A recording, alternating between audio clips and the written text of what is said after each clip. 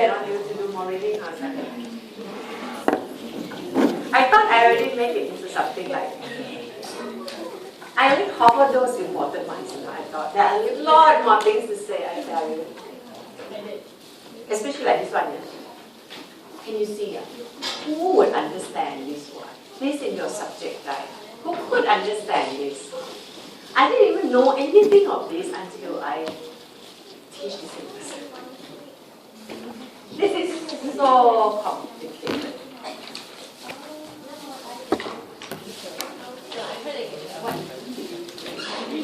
Can you make sense of this thing? Little bit, yeah, little bit. That's good. Okay, what we have done so far. We have discussed the distinction between materialism and idealism. Right? Materialism and idealism. We have reinforced the idea of structuralism. And we said Marx is a structuralist, but the structure is class structure. And we are, which is fixed, which is non-random, which depends on the technology, actually. The forces production create class. Farming society create the class of farmer and landowner. It's fixed. Yeah? Class is non-random. And you are born into the pre-existing class, you have no choice. So we reinforce the idea of structuralism. And when we did class, we also talk about how class becomes in conflict with one another, how class will generate change, how there is extraction of surplus, how there is exploitation, and that we bring into the idea of capitalism. Yeah? And capitalism is a system that is exploitative. We bring the idea of labor theory of value. Now, that page on critique of capitalism, this is alone not quite enough, if you really want to look at capitalism, you really have to look at many more things. Yeah? Including class. Class is very important. Yeah? Including the idea of division of labor, which will come later on. Actually, why don't we add so that you don't forget? In this page, why don't you add the word? Say, add class and division of labor. Yeah? These are quite important concepts if you want to criticize the system. You want to do class and division of labor, which will come later on.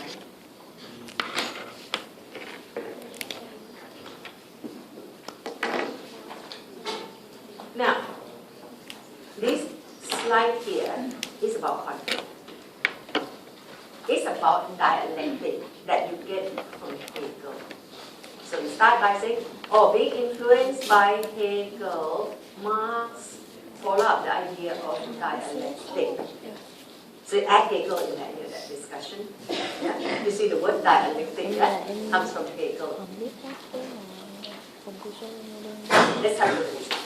In your subject guide, they say there are three main dialectic strains. 1, 2, 3. I tell you, nobody knows. Nobody knows, you don't have to know. But it is such a big thing. They ask for 3 things, we don't know anything at all. Okay, let's do one thing. Let's do the conflict between the forces of production, technology, and relations of production, class relations. So write that word down so that you don't forget. These are forces of production. This is relation. This is class relation. This is the conflict in the system. Now let me explain before you go back and read up this stuff. It means forces of production means know-how. Means technology.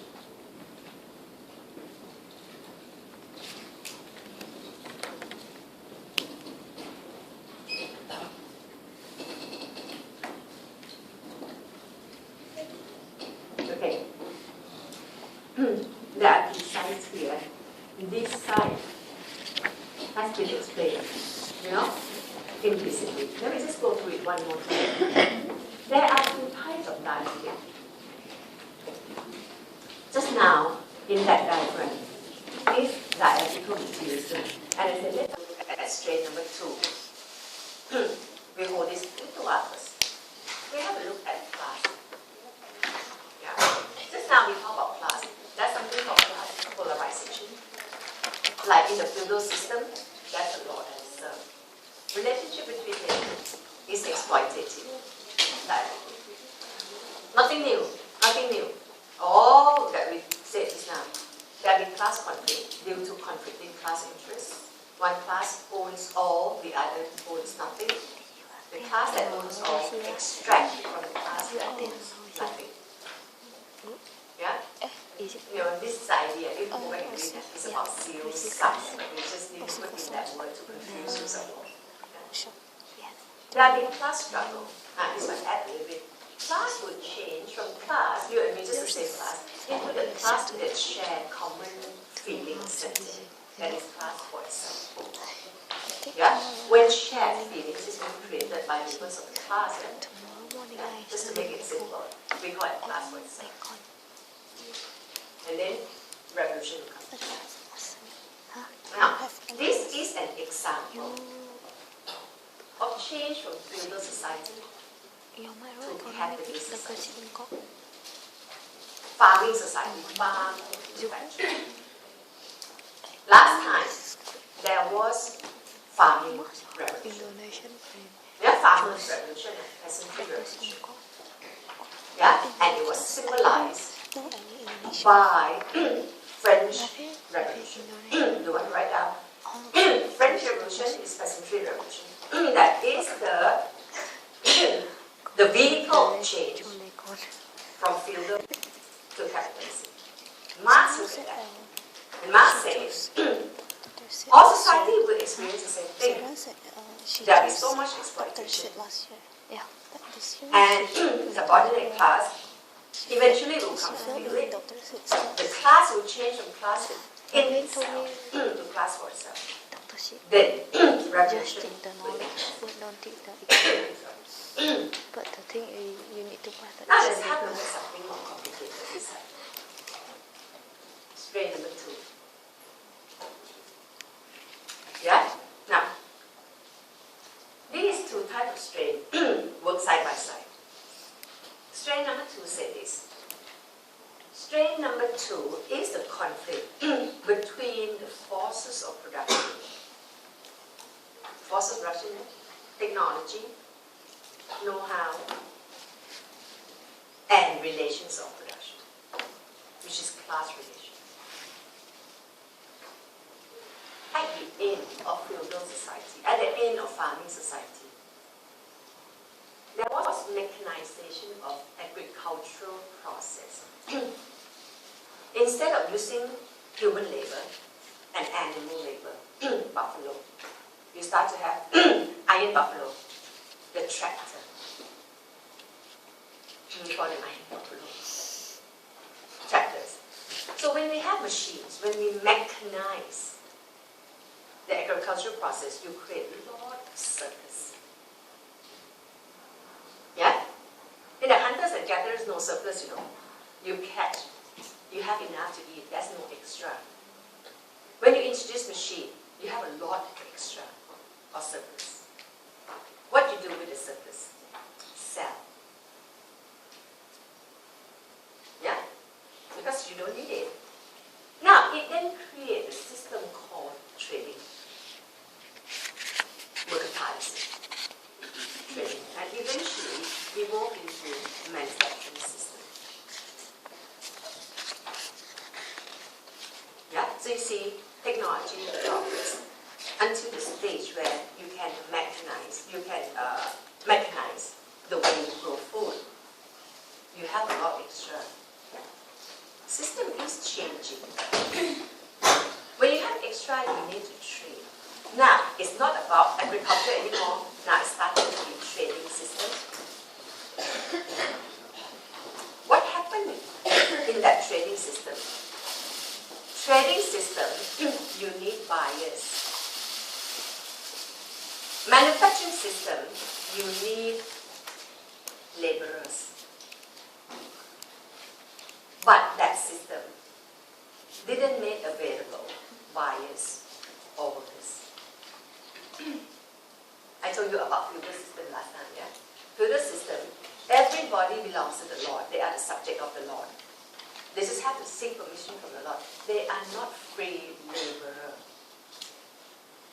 Free laborer doesn't mean they labor come for free. Free laborer means they can move around, they can sell their labors in exchange for wages. They kind of. That's a problem. That's a problem. How could mercantilism and a manufacturing system make advancement? You can't. Yeah? That is the conflict between the forces of production and the old relations of production. So, either you stop technology to continue because you want to keep the society, or if you want technology to continue, you have to, the old relation of production or the old form of relationship has to be destroyed. And according to Marx, you can't stop technology. And as everybody knows, once technology makes advancement, you can't stop it. That's why, some people are so afraid of cloning and stuff like that, that one day they're going to clone us. Yeah.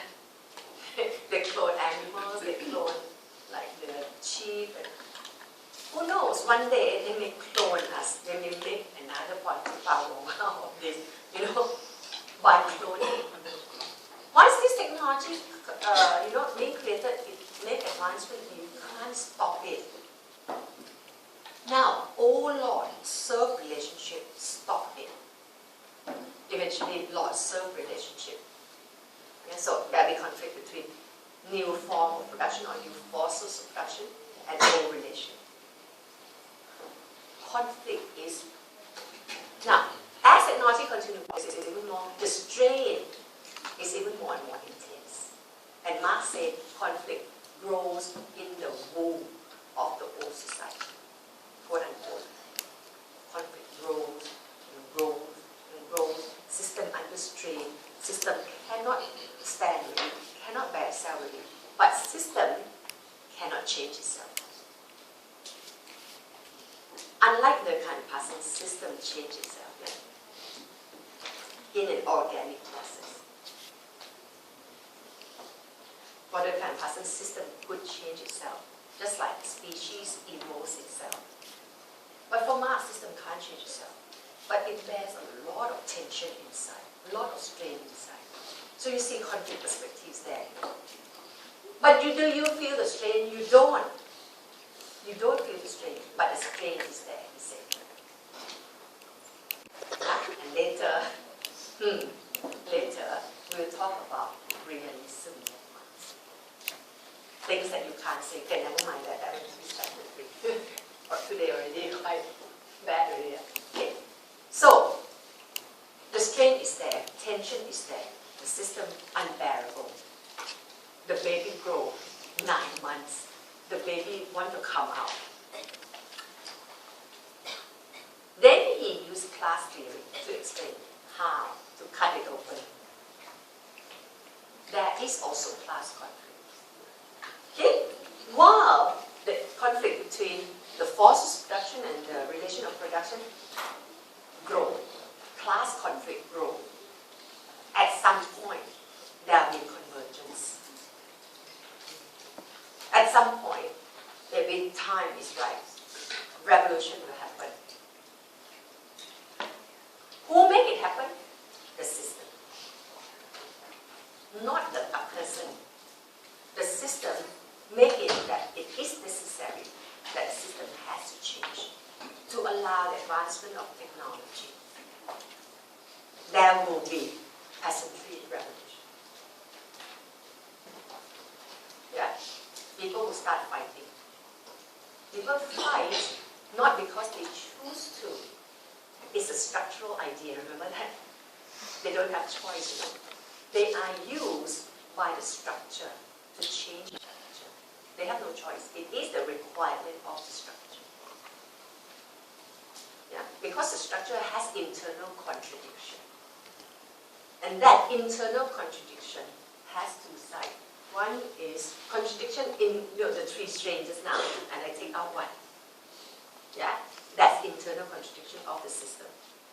Yeah? And then another contradiction is class conflict.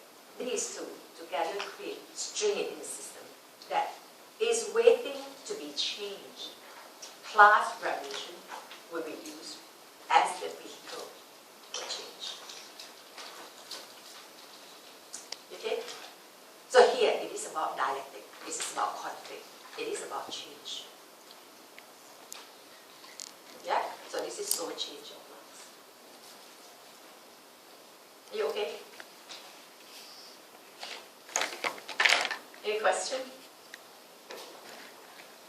Or too confused to ask? Are you okay? Not okay. What's the question?